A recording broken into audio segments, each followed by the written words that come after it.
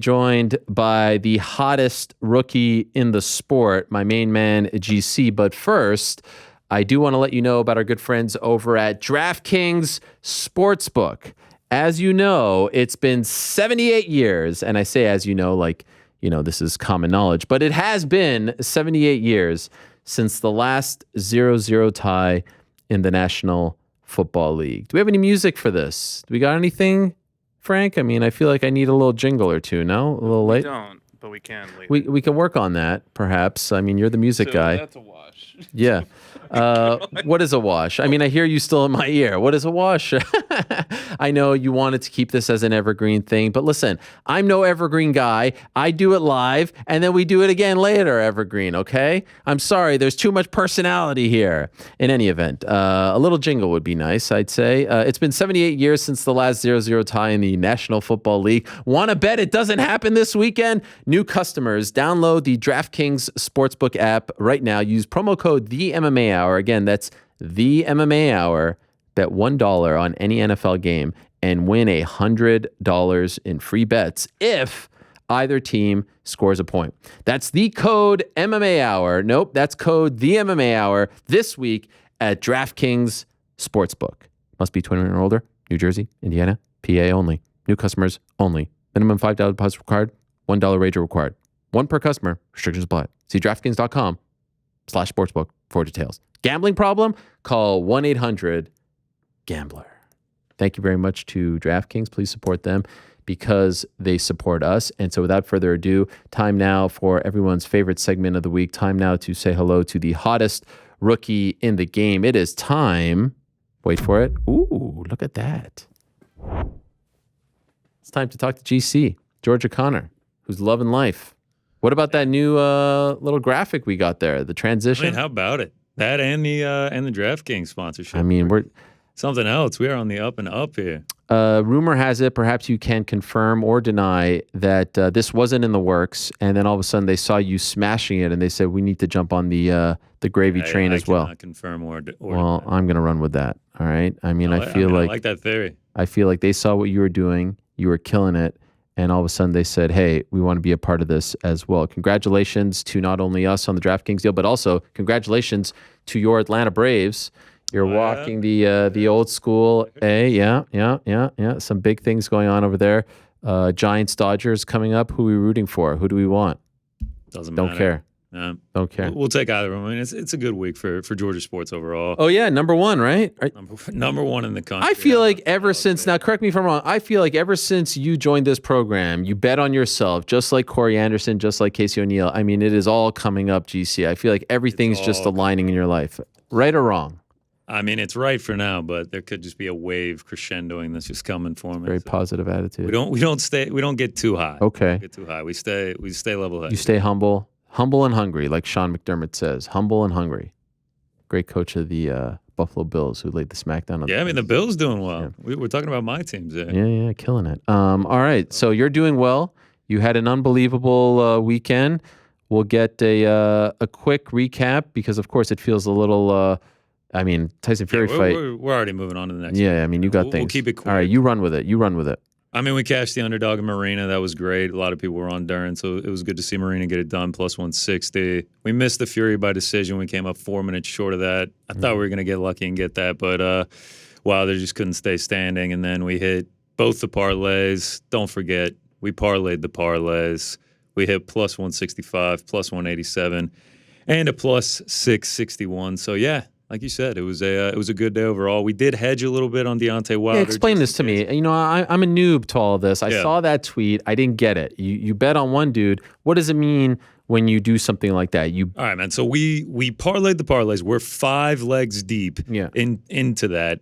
And so it's a huge swing on if Fury wins. Like, we ended the day up 5 units. If Fury doesn't win, we're, up 0.8. So it's the difference between, not winning much of anything or having a fantastic day. So to middle that, the only way that I thought Wilder was going to win, I put a little bit on Wilder by knockout. Just a little bit, not enough to hurt us. So we still end up the day up 5 units. Now we're up 10.6 units overall. Mm-hmm. Okay, so overall, do we have the recap graphic or what? Nope, we don't have that yet. Why not? I don't know. Okay. I mean, You really threw it to me there. I was thrown off. Yeah, we do not have that. no, I mean, like, is it produced or do we just need a second? No, it's not produced. You didn't produce the recap graphic. Like, that's like the money shot. Yeah, this is the first I'm hearing of it right now. What are you talking It's about? completely on me then. I thought that this, like, don't you want to spike the football? Don't you want to say to everyone, look what I just did? I think the people who know, they saw it all. Okay, so in total, where are we at right now? We're up in total 10.5 units. 10.5 units. Wow. We've profited every weekend so far. We've profited off of every event as well. Is this the best run of your betting career or no? No. Nah. MMA betting. MMA betting, yes. You have risen to the occasion. We are doing well, yes. Yeah, we are doing well. I've had some pretty crazy runs in other sports, though. Okay, really? What's the craziest? Oh, man, I don't know. Okay. I mean, I've cashed some pretty big future bets. You have. In the 1,000 range for the future I bets. see my bills out there, still plus Do 4. it. I'm not going to do it. I've always been anti-betting on my team. You think I should do it? I mean, I got a ticket on Georgia. I took them at plus 700 To what? Be national champion? to be national champion. Wow. I can't So do it's it. double the pain. I will experience. I know. So all the pain and misery. who wants that? They And then I don't understand the other people who bet against their team. the emotional hedge. Yeah, I mean, I hate that. you hate it. I hate that. Why would you? I mean, money is money, and you want to be fully happy if your team wins. Let's say you bet against the Braves against L.A. or San Francisco. You're going to be bummed that you lost the money, no? Or you could think of it as a guy who I was too young to remember the Braves World Series. Mm-hmm. How much will you pay for a championship to see your team win a championship? How much will you not care if you lose it? But then if they lose, you win all that money, and you're like, well, it's not the worst thing in the world. Yeah, I don't know. But I don't do the emotional hedge. I took Georgia. I bet on the Falcons when they were in the Super Bowl. That one was just an absolute gut wrencher. That one was terrible. So All right. Okay, so you're up. You're feeling good. What do we we are got? feeling good. Yeah. Not a great card. Not a great card this weekend. I think that's being kind, GC, if we're being honest. We tell it like it is. December 11th is a great card. This one up there with one of the thinnest. In fact, can I just throw something out there? Yeah, let me hear You it. you talk about the card here. You know what? Let me just say it here because I think it's a good table setter. My good friend Alex K. Lee of MMA Fighting, who does a fantastic job, he tweeted this yesterday. Stand by. He tweeted this. Can I find it in time? Wait for Alex. He tweets a lot. Your glasses, man. Yeah. Don't get me Throw me started off with all that. Yeah. Okay. So I should. Okay. Here it is. He tweeted this, is UFC Vegas 40, that's a big pet peeve of mine. There have been more than 40 cards in Vegas. The first card since the UFC rankings were introduced to not include a single ranked fighter competing in their weight class. Aspen Ladd is number 3 at bantamweight, but fights at featherweight this Saturday. No other fighter on this card is ranked. That is unbelievable. Yeah, I mean, dude, it's not a good card. This last weekend wasn't that great of a card either. We're having to get deep in the mud with this research. You're not as confident as you are on the pay-per-views. You don't look forward to it as much. There's not enough juice around it. Yes, it is. It's not a good card. We got Bellator 268 though. I'll give those picks out this weekend. Not enough lines were out to. A few people asked me to give those out. Not enough lines were out. Plus, in that one, it's going to be a pretty good card, but a third of the card has less than 5 professional fights on Bellator 268. Wow. Yeah. Okay. So usually with Bellator, it's like heavy up top, youngsters on the bottom, local guys. So it's kind of what it is here. Yeah. A couple of people that are 1-0, 0-1. So Yep. All right. So yeah, I'll give out some What do we plays got? for the UFC. It's Ladd versus Dumont. I know you don't like it, UFC Vegas 40. Yep. Thank you. All of these lines, courtesy of our friends over at Draftkings. How good does that feel? Boom. How good does that feel? Boom. Can we get a little Yes. Frankie, hit us with it. I don't think he's got What do you got, Frankie? What do you got? You just took care of that. Better, in my opinion. Frank set his mic off yet? Yeah. No, he said I took care of it. I nailed it. That was just a slight jab for leaving the mic on earlier. Oh, I mean, what was that? That was great. The audio guy. So the audio guy is talking smack, lamenting the fact that I've now ruined his evergreen ad read. I felt like that moment needed a little jingle. That's all I'm going to say. I think we got some bets to talk about. All right, what do you got? We call it the live read. We fade in a little music. That's trick of the trade. Mm-hmm. All right, we're doing another curtain jerker, man. I know you love the first fight of the night. These are the ones you live for. Yep. Strawweight. Ariane Carnelosi. We are going to take her by knockout at plus 250 over Estelle Nunez. Quite a few flyers on this card just because I don't really love it. So we're going to take this at plus 250. Estelle Nunez, she hasn't fought since July of 2018. She's coming off a 2-year doping suspension. This is also her UFC debut. I think all of that, nerves, adrenaline, they're going to be running high. Now look at her opponent, Ariane Carnelosi. This is her 6th fight since the last time Nunez fought. I don't know if you've ever seen Carnelosi before. Have you ever? Do you know who she is? Are you calling me out? Are you calling me a casual? I mean, I'm saying like she is built like a tank. Yeah. At straw weight, 115. She's got the SpongeBob anchor arms, dude. Like she puts the work. I never heard that before. The SpongeBob anchor arms. I mean, that's dude, a good analogy. She is built, man. She is built. So she uses her physicality. She's gonna make the fight ugly. She's gonna stand in. She's gonna get hit, but with that, she's gonna throw an insane amount of volume. She's gonna throw those punches. Of her 13 wins, 9 of them are coming by knockout, including 3 of her last 4. She's got the power at 115. I know Nunez. She's 50-4 as a Muay Thai fighter. So I really do think this is going to be a banger. I don't know if it's going to go the distance. I don't think it is. But knowing everything we just said with Carnelosi, the power she's got, the time away from the octagon for Nunez, I'll take a flyer on her by KO at plus 250. Okay, that is in the weeds. God bless. It's in the weeds. Okay. We'll jump straight to the main card. I didn't even say it. I got 4 singles. That's the first one. So we'll go to the second one. Okay. Flyweights. My girl Manon Fiore by KO at plus 150. You love her. I mean, dude, I had her on UFC 266. I was bummed when we lost her due to the COVID. She didn't really have any symptoms, so that's not a huge concern for me. I'm going to take the bet here again. I really do think she has serious potential at 125. She's just a technically skilled striker. If you've ever watched any of her highlights, like she can throw a punch and she can do it successfully. She lands 8 strikes a minute, only absorbs 2. Meanwhile, Buena Silva, not that great at striking defense. She absorbs almost 5 per minute, only a 47% striking defense. Also, Fiore, 7-fight win streak, 6 of those coming by knockout. She's got power as well. Obviously, the concern when you're going up against Buena Silva is getting submitted. But Fiore, she's never been taken down in the UFC. Buena Silva has actually never taken anyone down in the UFC. So I'll take the risk here, knowing she's a far superior striker. And with that, I know it's the talent jump, but I'm all aboard the Fiore hype train. So I think she gets another knockout here. I'll take it at plus 150. Okay. I like that. A little plus action. People, were accusing you of jumping on the favorites. Here we go. Actually, all 4 of the single plays are plus money. Look at you. Yeah. All right. Pressure's on. The heat is on. Boom, boom, boom, boom, boom. The heat is on. We'll keep it moving. Okay. We'll keep it moving. Lightweights. Our man, Jim Miller. We'll take him by submission. Jim Miller, yes. Plus 275. Ooh, look at that. Yeah, this line's already on the move. It's already down to plus 240 since I locked it in. 2 fighters, complete opposite ends of the spectrum here. If I'm not mistaken, Jim Miller's going to set the record for most UFC fights, 38th UFC fight for him. I think it might be. Yes, but yes. Eric Gonzalez, this is his UFC debut. What's Gonzalez going to present to Jim Miller that he has not seen? I mean, he has fought the best of the best over the last 15 years in the octagon. Obviously, he's got the age and the cardio advantage. But from a fight standpoint, I mean, this is going to be Gonzalez's toughest test, without a doubt. And I was doing some research on him. It seems to me every time he makes a jump in competition, he faces a loss. He starts out 5-1, makes a jump, loses, win 2 fight, makes another jump, loses. He's done that pattern for his last 12 fights. His last 3 losses are against guys that are combined 1-6 in the UFC. Now here we are again.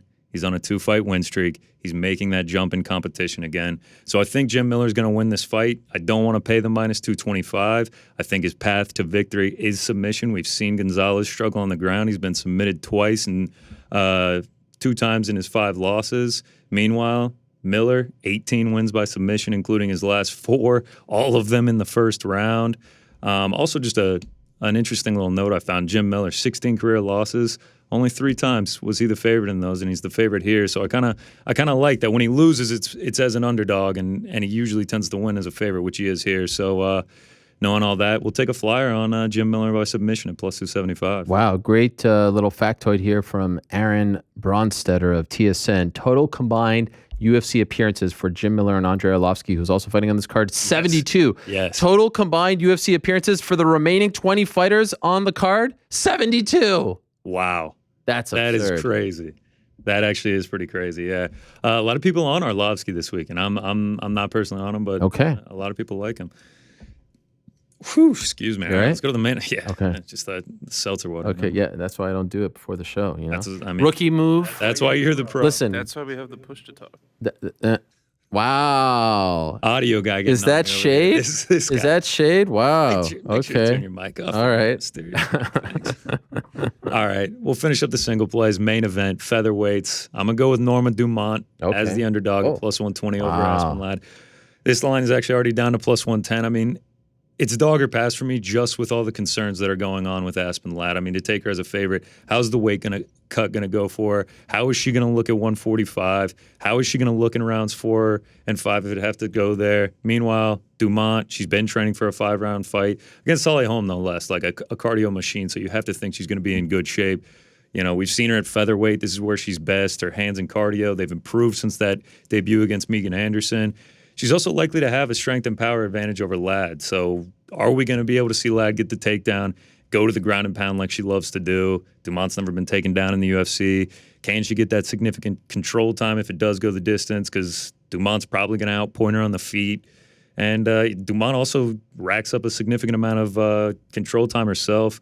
So the answer to all these questions could be yes. I mean, Ladd could be great at 145. She's probably the pound-for-pound better fighter in this fight. But just with all the concerns surrounding Aspen Ladd, all the things that we don't know, the fact that Dumont is capable competition here, I'm going to take her as a dog at plus 120. More impressive to me, those graphics. Look at those graphics. Shout out to our man Josh, right? I mean, Josh killing it, but you had the future graphics, not the post. So is that going to be the thing now? Are we going to have the, like on Monday? I'll have the post. Moving forward. It threw me off. Okay, sorry. We're Wednesday instead of Monday. Yeah. I mean, I said Monday at the beginning of the show. I was all messed up. So, mulligan. We're all over the place today. Everyone's struggling. I mean, you forgot your glasses. I forgot my glasses. I don't know why more people aren't talking about that. I forgot my freaking glasses. You're right. Listen, you're right. All right, so those are the 4 single plays.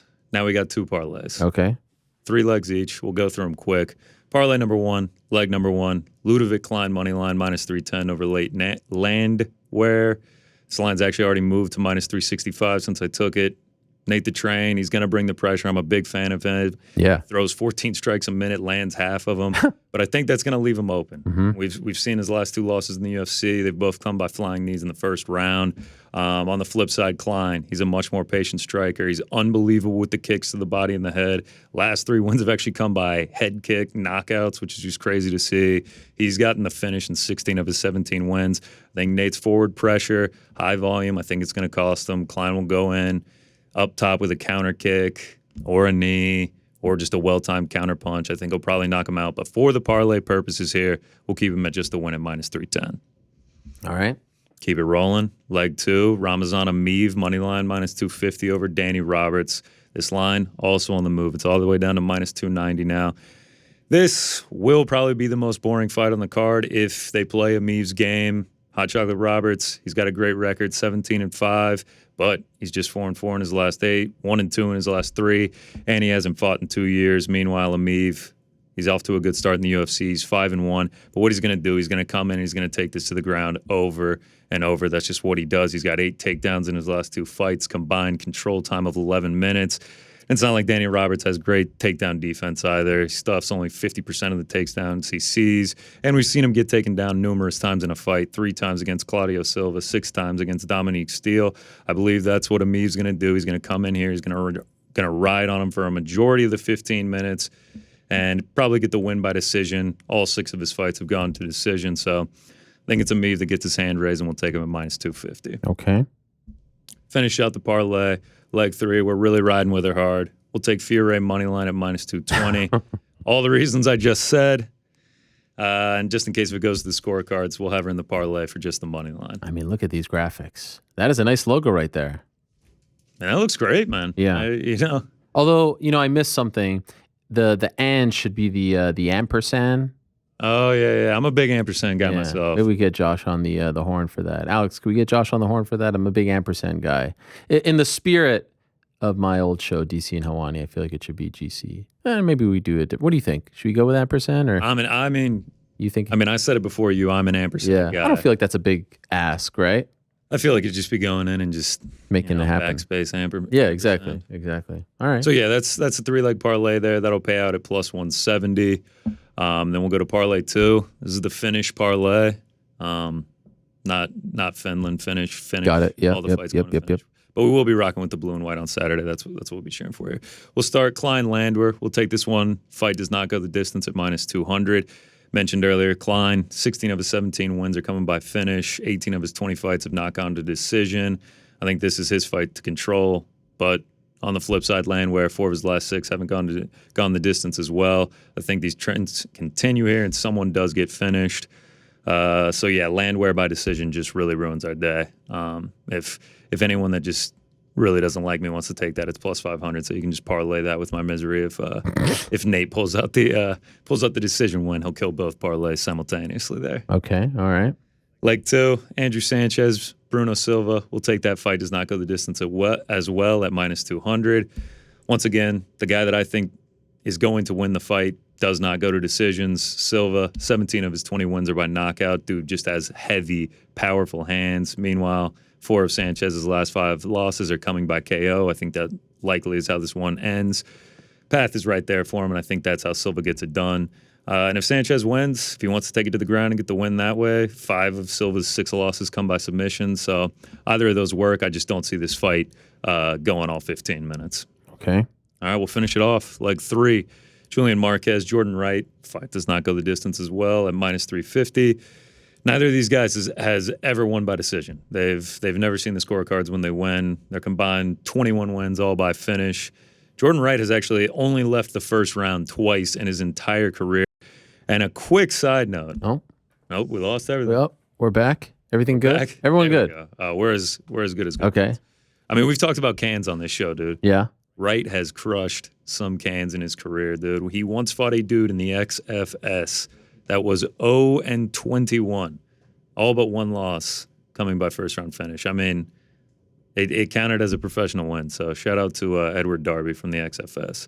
That was just a pretty crazy stat to see. So yeah, I think Wright comes out first round.